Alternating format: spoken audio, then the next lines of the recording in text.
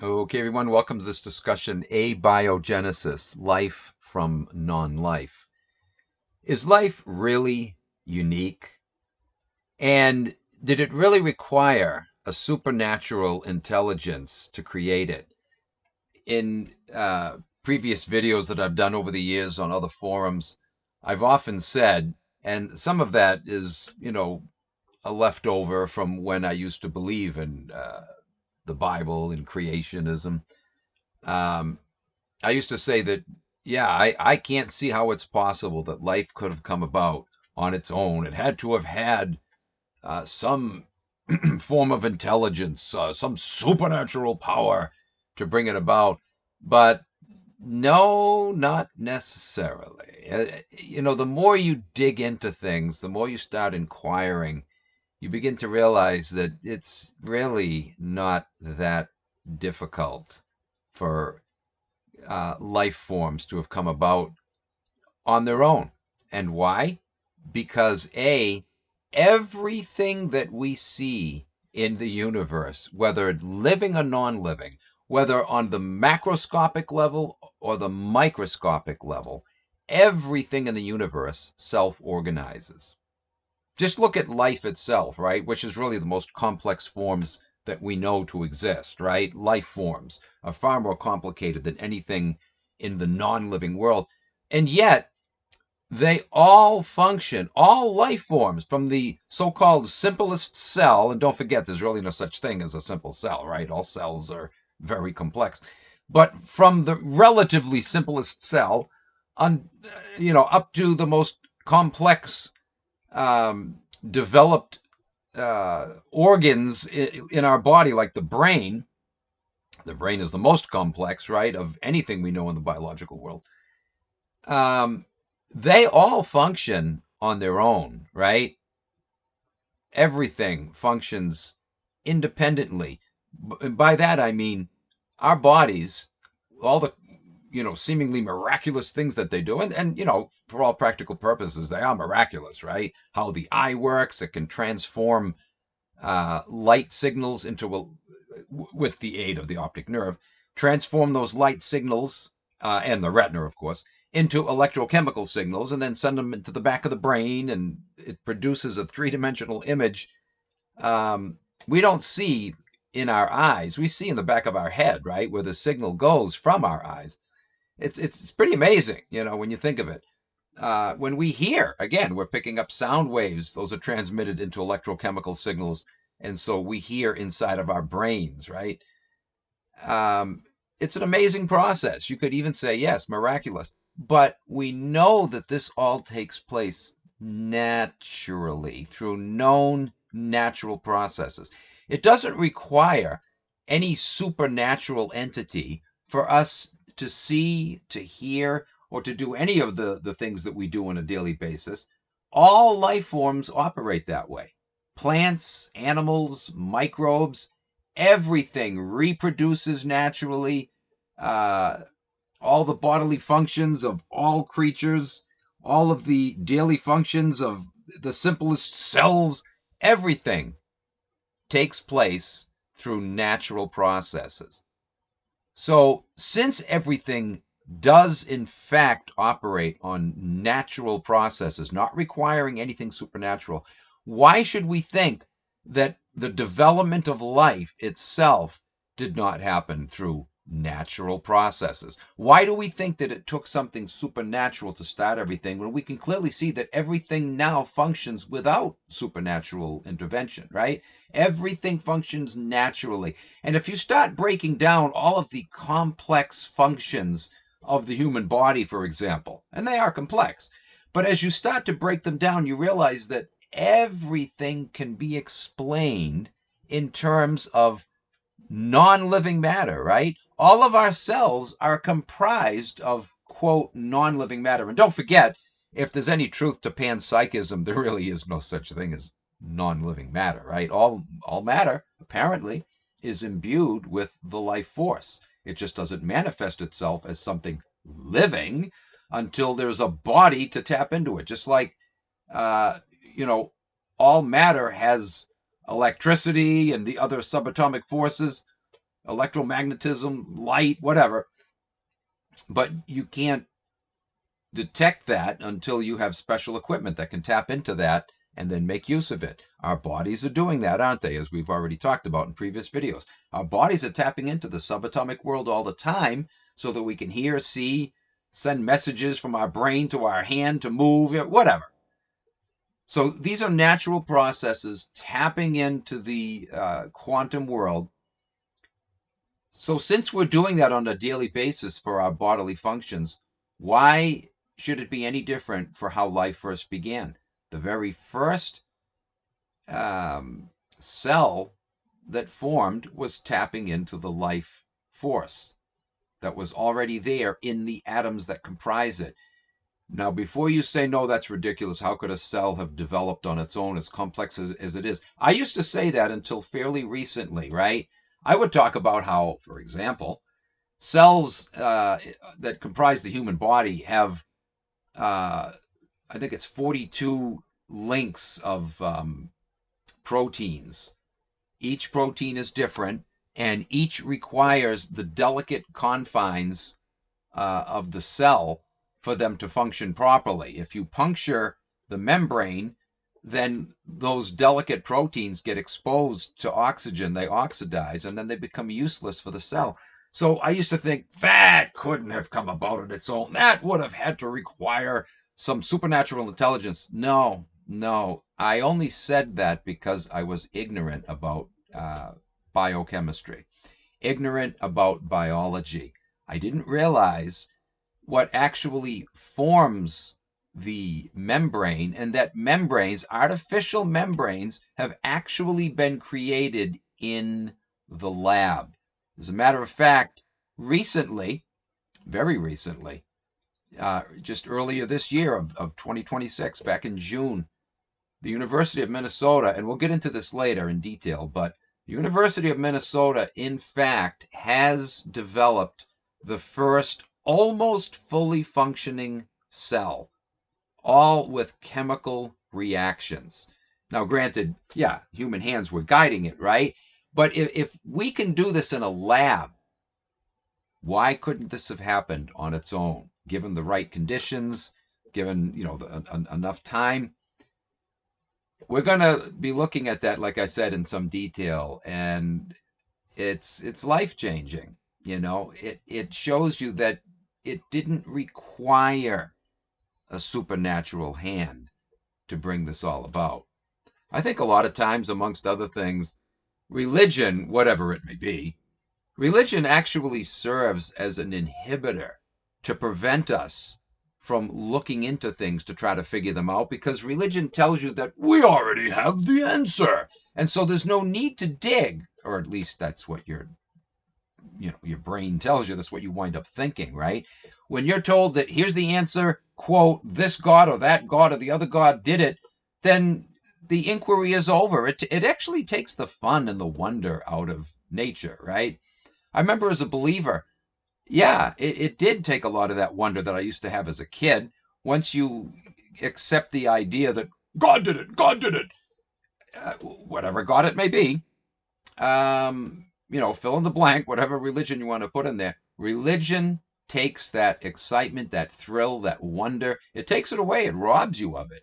And it gives you a sense of arrogance because you think, I already have the answer. No, you don't. Anyway, as it turns out,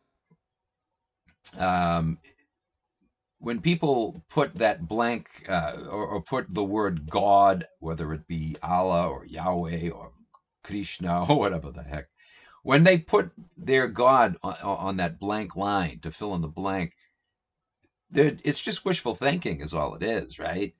They want that to be true.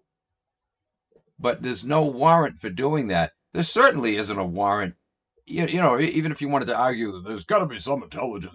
How do you know that it's your particular favorite intelligence? You don't. No person, regardless what religious background they have, whatever their religion may be, whatever God it is they worship, no person could ever narrow down their specific God as being responsible for our existence, right? The best you could say is, maybe there's some intelligence. But now, upon closer inspection, I'm discovering that we don't have to depend on any intelligence. I'm not even saying there isn't any intelligence out there, but what I'm saying is we don't have to rely on any supernatural intelligent being for life to have come about. It has essentially already been done. And like I said, I'm going to get into that later in detail. But before we discuss that in detail, there's a few points I want to cover. First, talking about how matter self organizes. We see it all the time in laboratories, right? We can see matter self organizing. We can look out with our telescopes and we see that no matter how far we look, not just in our solar system, but there are other solar systems where planets orbit their parent stars and that moons orbit their parent planets. This type of organization is common throughout the universe. It's not just in our solar system, right? It wasn't until the past 30 years or so that we developed the ability to actually see planets. They were theorized to exist, believed to exist. Common sense dictated they must exist, but we never had confirmation until just the past few decades. Now we know that yes, they do exist, and we know that other planets and other solar systems have moons, just like the planets here in our solar system. Nature repeats itself, right? We see this on the micro level, the macro level. Nature does follow repeating patterns. We see that stars organize themselves in the form of galaxies. They group themselves together. They all form into, almost all, there's some oddball galaxies that are a different shape, but most galaxies are spirals. And they have lanes of gas and dust that these stars pull along with them as they orbit the center of the galaxy, right? We see this all over the universe. There are billions and billions, in fact, probably trillions of galaxies, just like there are trillions of stars in certain galaxies. Our galaxy is estimated to have 100 billion stars, but some galaxies have trillions of stars, and yet there are trillions of galaxies throughout the universe, and they all, even when they have sometimes different shapes, they all essentially have the same characteristics, right? There's a central point that all the stars orbit. They all have lanes of dark matter or gas and dust, and they all have, or almost all have, smaller galaxies, sometimes known as globular clusters, for example. Our galaxy has several of them. We also have what are called the Magellanic Clouds, which are odd-shaped, irregular-shaped, smaller galaxies that orbit the center of our galaxy.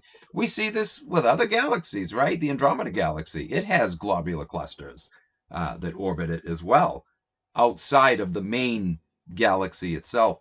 So these patterns keep repeating, and as we look out, we can see new galaxies being formed. We can see disks of matter, orbiting around a central star, what appears to be the early stages of the formation of a solar system.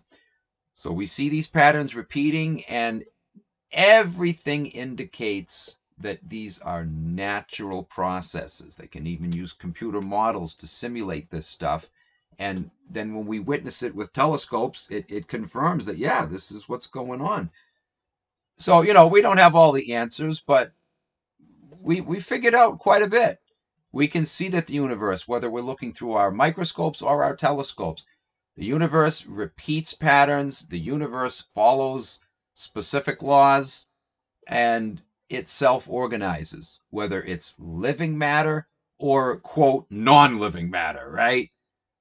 Everything self-organizes. Life is no different. Cells divide the same way from one species to the next. They always produce the same type of, when we live in an imperfect world, right? So when there's some flaw in the program, if you will, in the genes, Yeah, we get malformed species, malformed individual cells or organisms uh, that do pop up once in a while. But for the most part, we get, perfect uh, organisms that result from the division of cells as the new zygote begins to grow, right? It divides and becomes 2 cells and then 4 and 8, and it keeps doubling as the cells divide.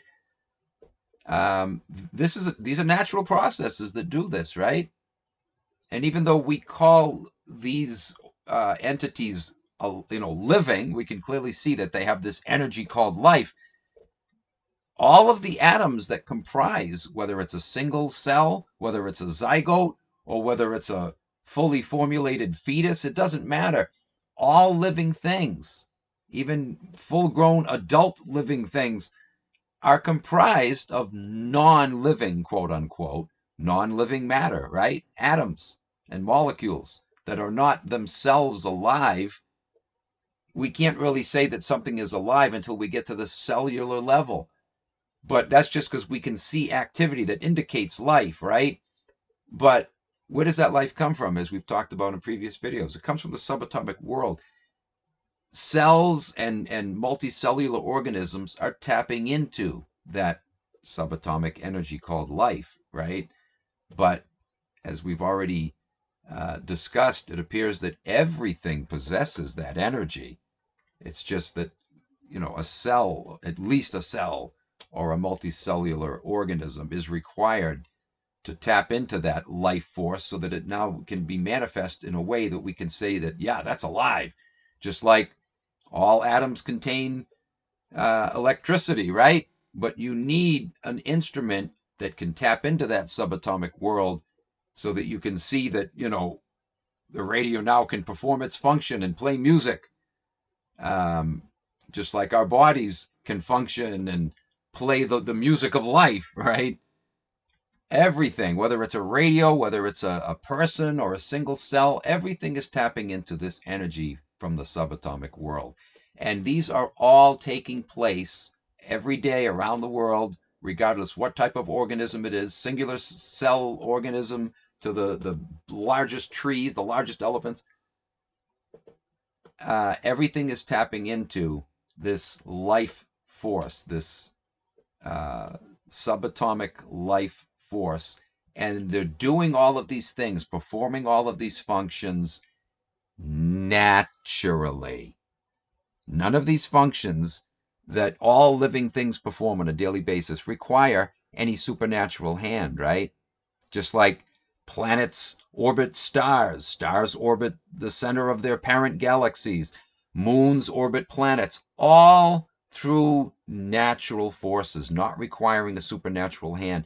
So, since all of these complex functions are taking place naturally and they all self organized themselves, why should we think that the whole thing needed some supernatural hand to begin with, right?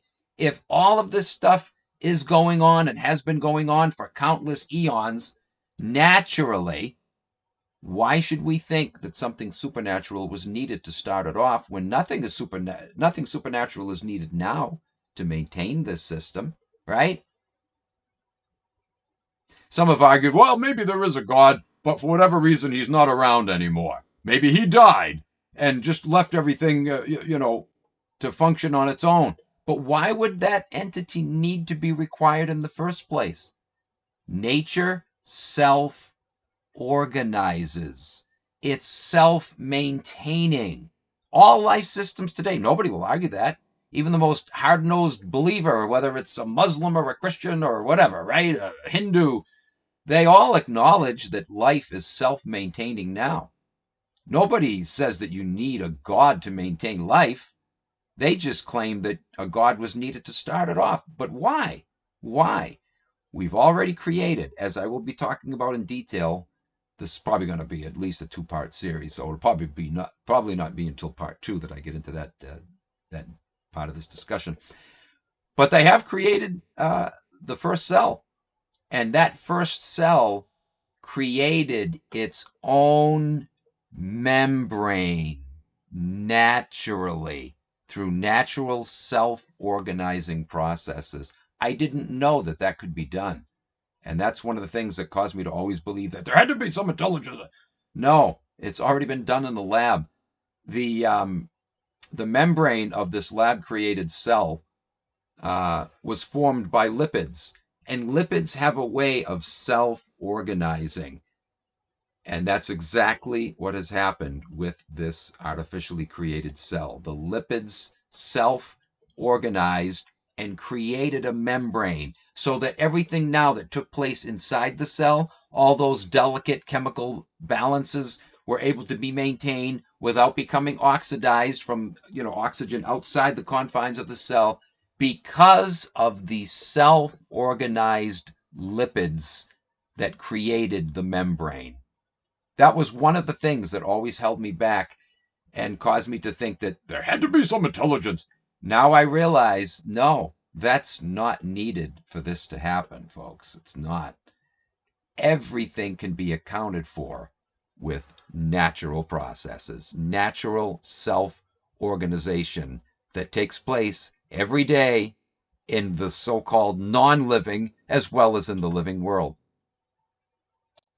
Anyway, let's look at some more specific and very complex self-organization mechanisms in the natural world. There's what's called chemical gardens. And, if you want to delve into this in more detail, you can Google it and you'll see any number of articles on it. You can go into it in detail. But just in a nutshell, let me break down what this is. It's when soluble metal salt crystals are placed into an alkaline silicate solution. They then grow into very complex, hollow, plant-like inorganic tubes and membranes. It looks like organic material, but it's not. But you could see how when other chemical elements are present under the right circumstances, these things could develop into something living, right? But nevertheless, to look at these things, they look like they're alive.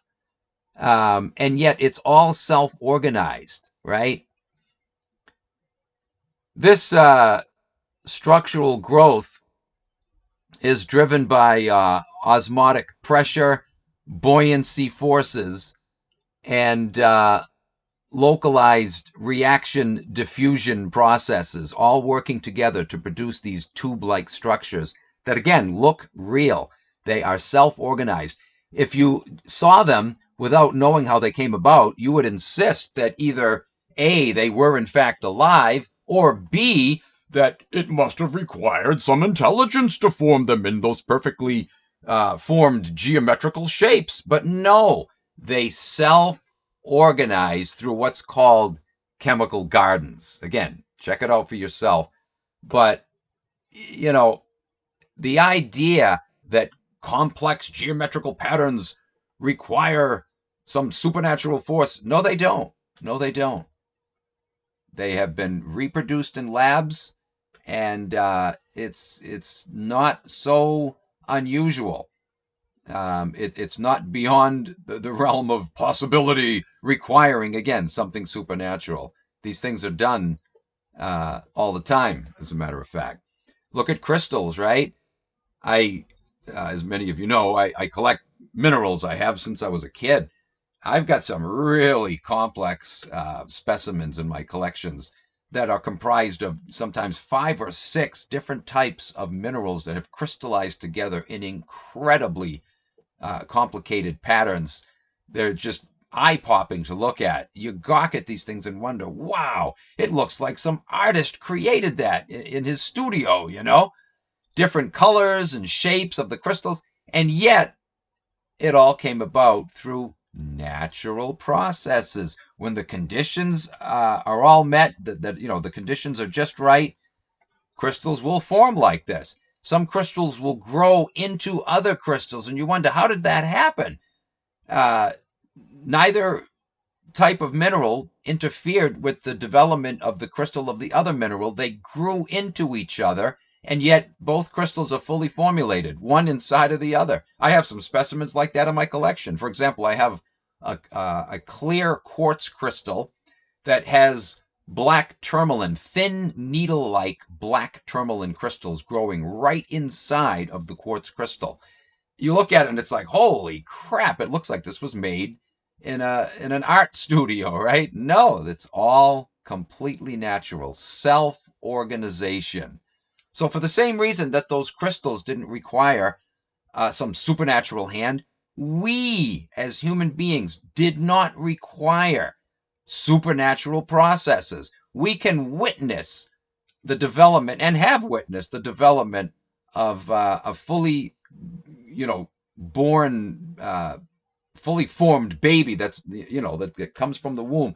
We have witnessed it from the zygote stage all the way through. It happens naturally, right? For the same reason, you can't look at a human and say, look how complex that person is and how complex I am. We both must have come about through supernatural processes. How did we get here? No, we didn't. We know how we came about. It's the union of the sperm and the egg, and then these cells divide and they do everything all on their own, not requiring anything supernatural. So why should we think that the further back we go, it had to involve eventually some supernatural hand? No, nature. I'm probably sounding like a broken record here, but just to drive the point home, nature self-organizes all on its own. If there's any force that you can account for from scientific principles that would be behind this, it would in fact be the subatomic energies, right? One of which I have been arguing for several videos now is the life force. The life force itself was responsible for guiding the development of living cells and then multicellular organisms. That's what guided it all. You don't need anything supernatural. It's all what takes place in the subatomic or in the quantum world. That's all that is needed for any of this.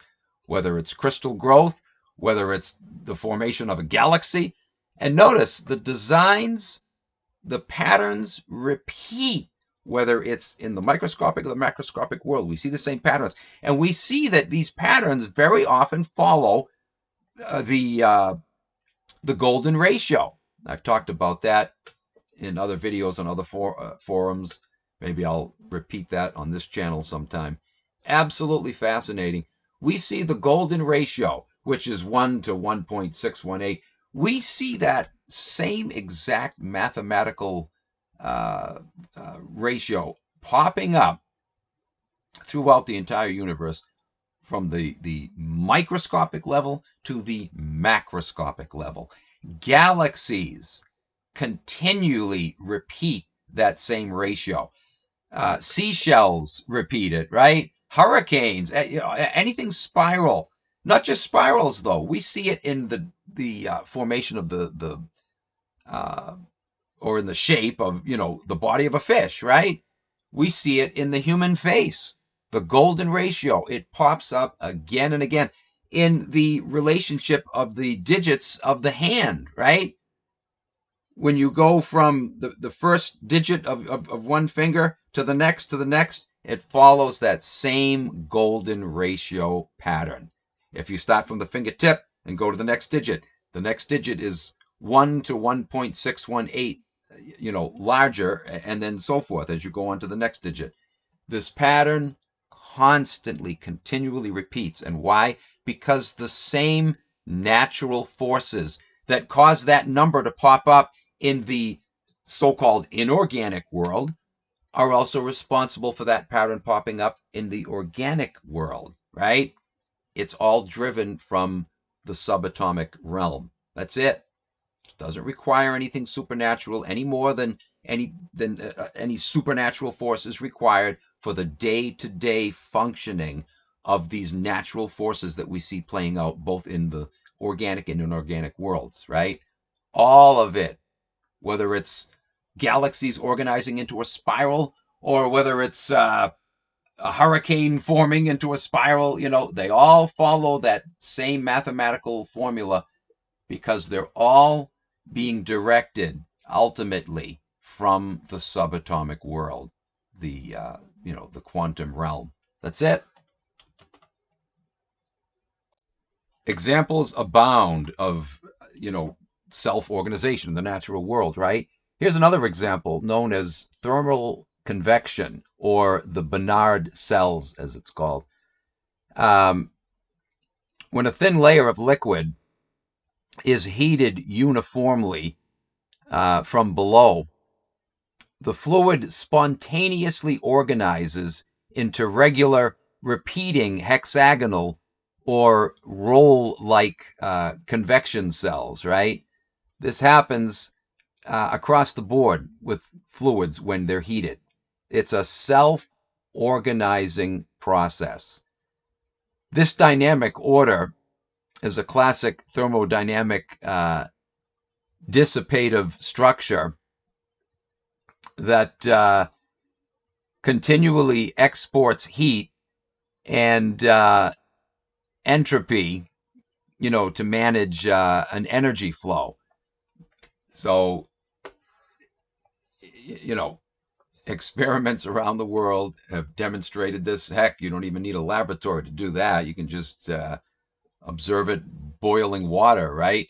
The moment that the boiling first takes place, you see this bubbling effect, and it does take place in hexagonal shapes, right? I already mentioned crystallization and what's called mineral biomorphs. When crystals form, they sometimes mimic the shapes of life. As especially on the microscopic level, we can see little tendrils, if you will, or like fibers that will grow out. It looks like something alive is coming about, right? This is nature mimicking similar patterns. I wrote a book years ago, self-published, called Repeating Patterns in Nature. And there wasn't much text to it. It was mostly pictures. And so I had one section on hexagrams, one section on, pentagrams, another one on squares, on circles, on and on and on. And I showed that whether it's the microscopic level or the macroscopic level, all living and non-living matter form in similar patterns. These same shapes continue to pop up, in the grand scheme of things, looking out at the vast universe, or under a microscope at crystals forming or cells dividing or whatever, right? Patterns repeat. And why? Because it's the same subatomic forces at work with everything. So, of course, the patterns are going to repeat themselves, right? Doesn't require a creator, some supernatural being. It only requires the natural laws that play out in the subatomic world, which only fairly recently have we begun to explore. And so far, what we've learned is absolutely mind-blowing. I've talked about some of this already, right? The double slit experiment, superpositioning, or spooky action at a distance, or, entanglement. There's stuff that goes on that doesn't seem to follow the laws that we're familiar with. They're still following some laws, but laws that are completely different from what we encounter outside the subatomic world. A whole different set of physics applies in the subatomic world, in the quantum world, and yet those laws still affect what goes on outside the subatomic world. It drives everything, right? And I would argue again that part of that bizarreness in the subatomic world involves the life force. That's what drives everything, not some supernatural being. This is just the way that primitive societies came up with to try to explain the otherwise either unexplainable or very difficult to explain, right? And not that we're any closer to explaining it, but we're starting to understand that nature itself is incredibly mysterious. And we can see that these forces, even though we're having a hard time explaining them, we can see that these forces can account for a lot of things that otherwise don't make sense, right? If we're ever going to make sense of things, we've got to continue to investigate the subatomic world. I mean, the universe across the board needs to be continued to studied and explored. But a lot of the answers, I believe, are tucked away in that subatomic realm. And we're just at, touching the tip of the iceberg right now, right? We haven't even begun to start to figure out. But already with what we've uncovered, we can clearly see that, wow, there's a lot more going on in that realm. And it shows that the complexities of the universe, the complexities of living systems, can indeed be explained by what's transpiring in the subatomic world. There's nothing miraculous about it. These are natural forces that are in operation here. Not only can we see crystals, especially at the microscopic level, forming into what look like living entities, right? But we have actually been able, some of you might remember I talked in the past about somatics, which is the study of vibrations, right? And how different vibrations, different combinations of different, amplitudes and frequencies can actually not only create perfect geometric shapes, but when you combine them in the right way, different frequencies and amplitudes can produce just about every single shape known to man. I remember years ago watching some demonstrations on some YouTube videos, and they were doing just that, combining different shapes, not only with powder, but with certain thick liquids, because liquids will do the same thing. Liquids will form into different shapes depending on the sound waves, that they're exposed to. And using liquids, they were creating three-dimensional shapes that looked like everything from the human face to the human hand, butterflies, dragonflies, I mean, you name it. Every single shape, just by combining the right, frequencies and whatnot. It's incredible. Not only were they making various shapes that are familiar to us, but they could animate them.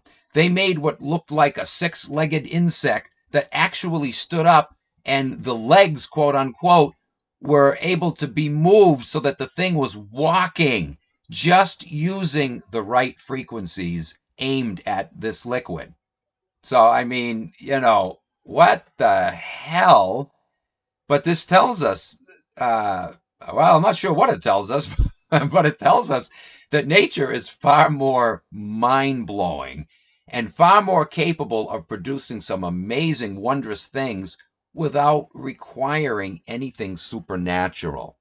The natural world is absolutely amazing all on its own through self-organization, right? So apparently sound may in fact have had something to do with the development and even the maintenance of life.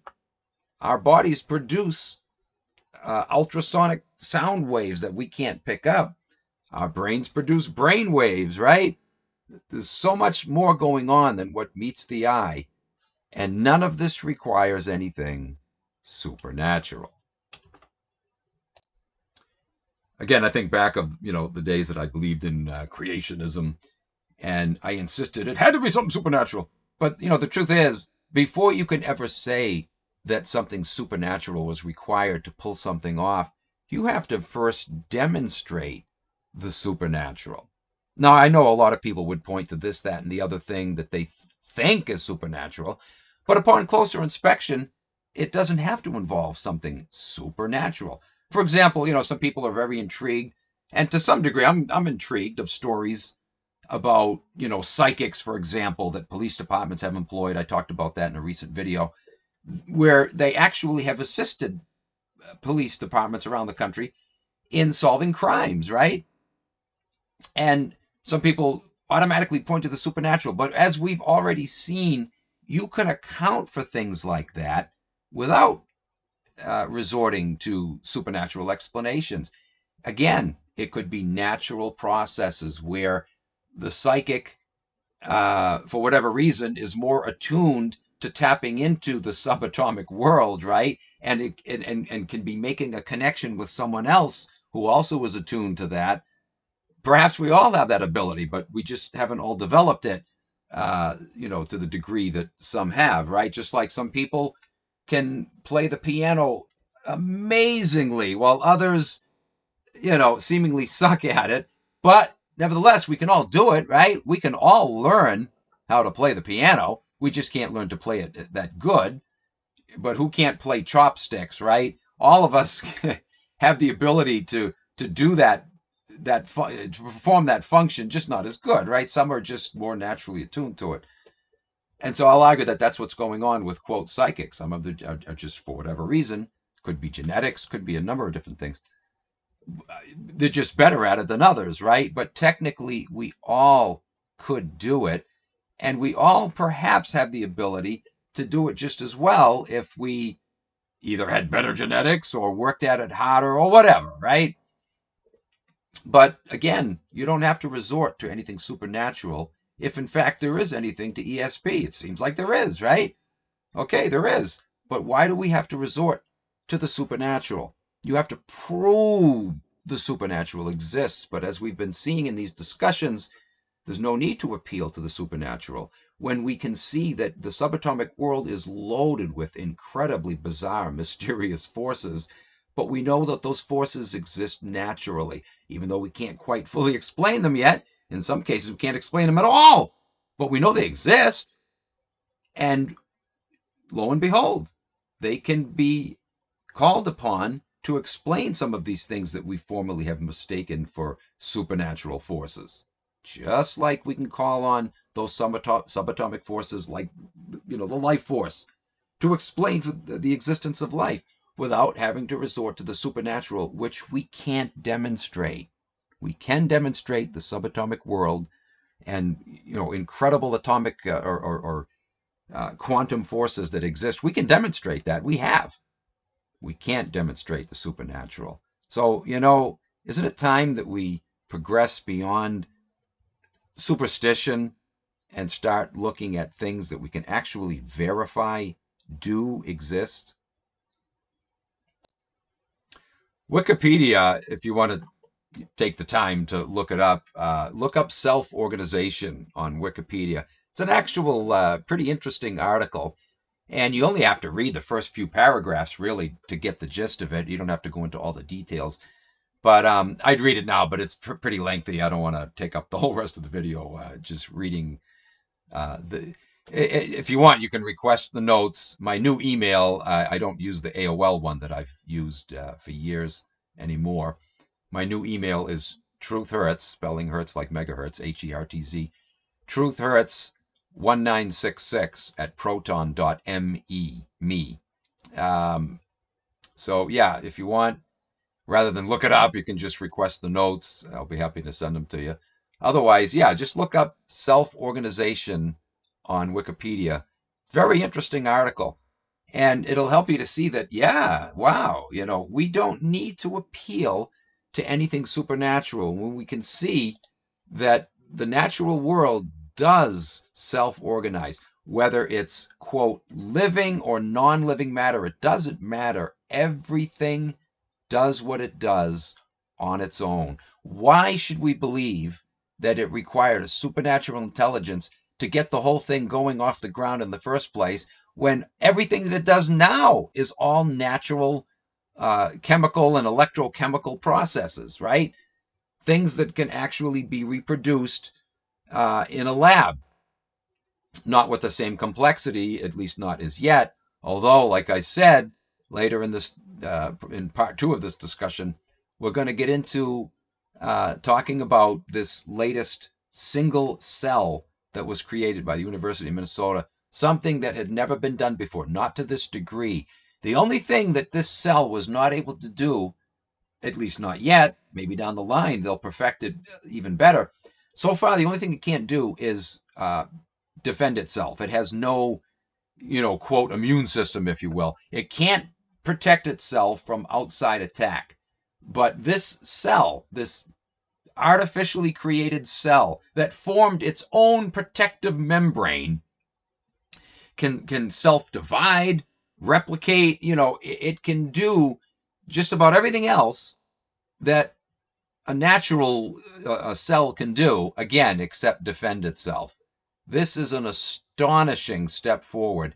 And again, this was only done a couple months ago for the first time, right? To this degree. This is mind-blowing. Look it up. University of Minnesota develops first cell. There's a gazillion articles out there. You can read up on the details of it. I'm going to get into it, like I said, in part 2 of this discussion anyway. But if you can't wait, if you're like me and you're impatient, look it up. Check it out. Read some of these articles. It's astonishing, folks, what has been discovered, what they've been able to do. And what was most intriguing for me, most mind-blowing for me, is when I read that this artificially created cell created its own membrane. Up until I found out about this recent achievement, that was one of the things that held me back, because I remember reading years ago about how the confines of the cell need to be maintained with the protective membrane so that oxygen cannot reach the delicate proteins, right? Those delicate 14 link long chains of proteins cannot be exposed to air, or they lose their functionality for the cell, right? They're useless. The cell can never survive. And so I thought, see, that had to require something supernatural. No. Once I found out that membranes form naturally, well, it was game over there for the creation argument, for the intelligent design argument, right? These things can happen, and in fact do happen. It's already been done, folks. Cell membranes, lipids forming together to form a membrane, happen naturally through self-organization processes. Remember, I mentioned how the entire universe, whether it's on the macro or the micro level, everything repeats patterns, right? Some of you might be aware of this already. If you're not, this is going to blow your mind. It certainly blew my mind when I first heard about this. In recent years, scientists discovered that the overall pattern of the universe is in the same shape as the human brain. All galaxies are interconnected by filaments, if you will, right? Filaments of fine dust strands.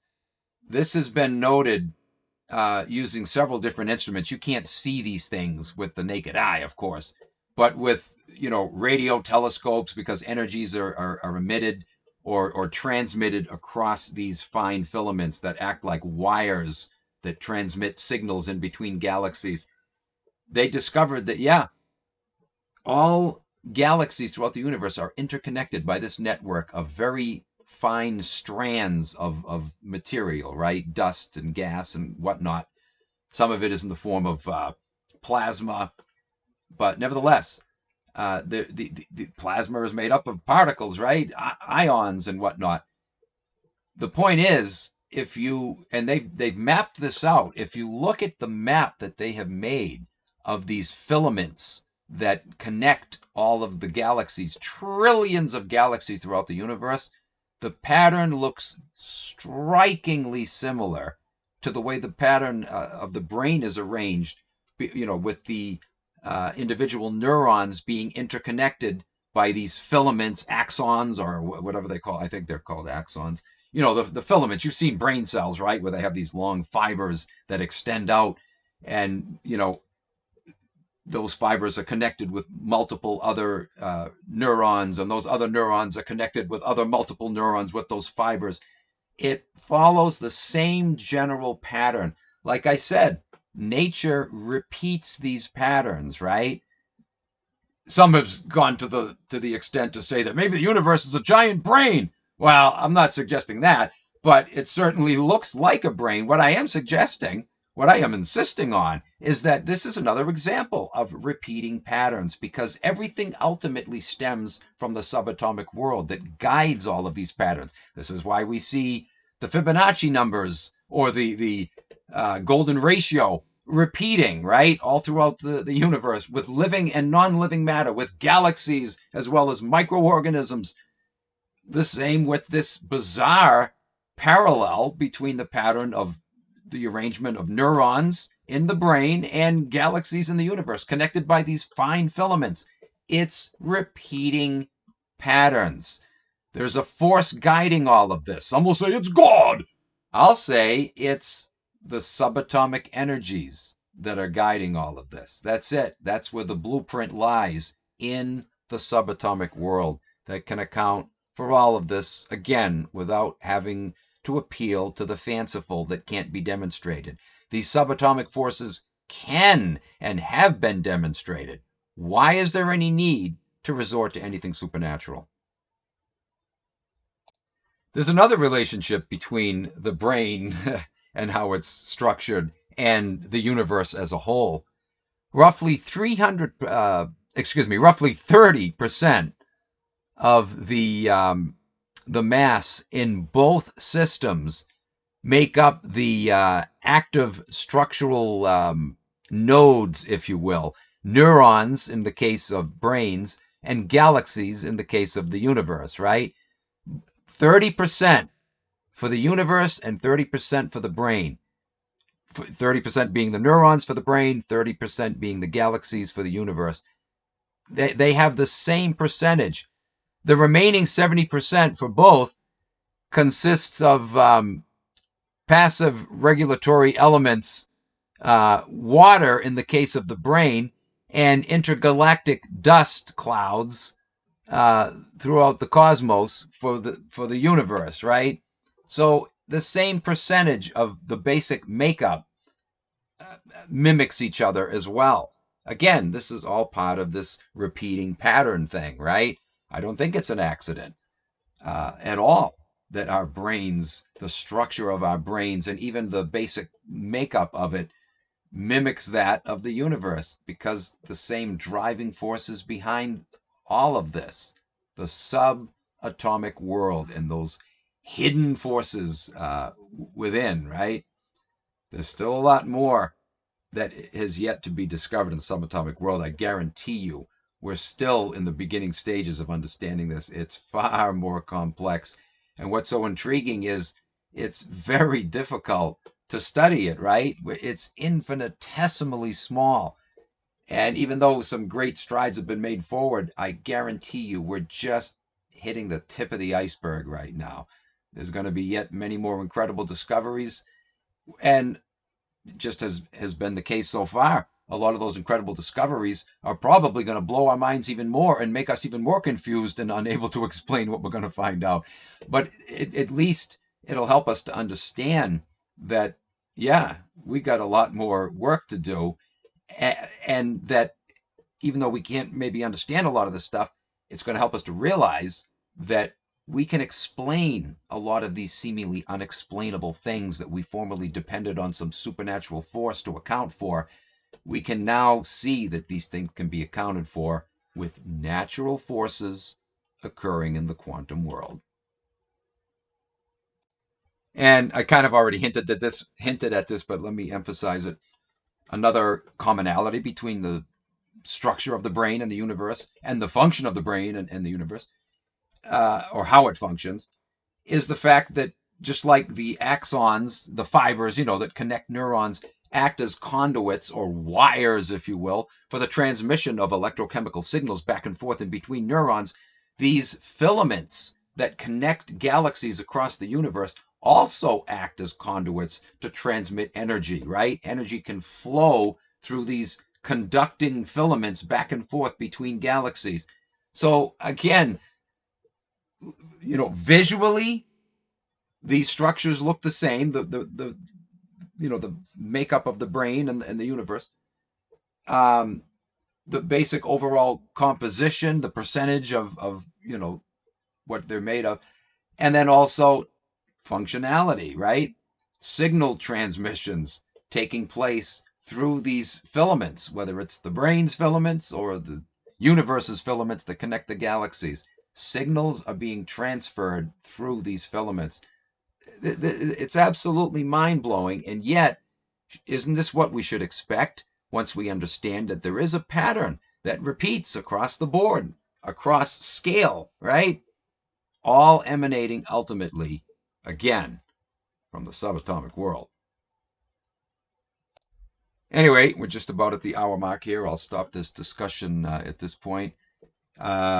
This will definitely be in 2 parts. It might even be in 3 parts, because I'm only on page 6 out of 16 pages for these notes. So who knows, depending on how much I ramble. But I hope you're finding this interesting. I certainly find it absolutely fascinating. So thanks for joining me, folks. We'll catch you in part 2. Take care.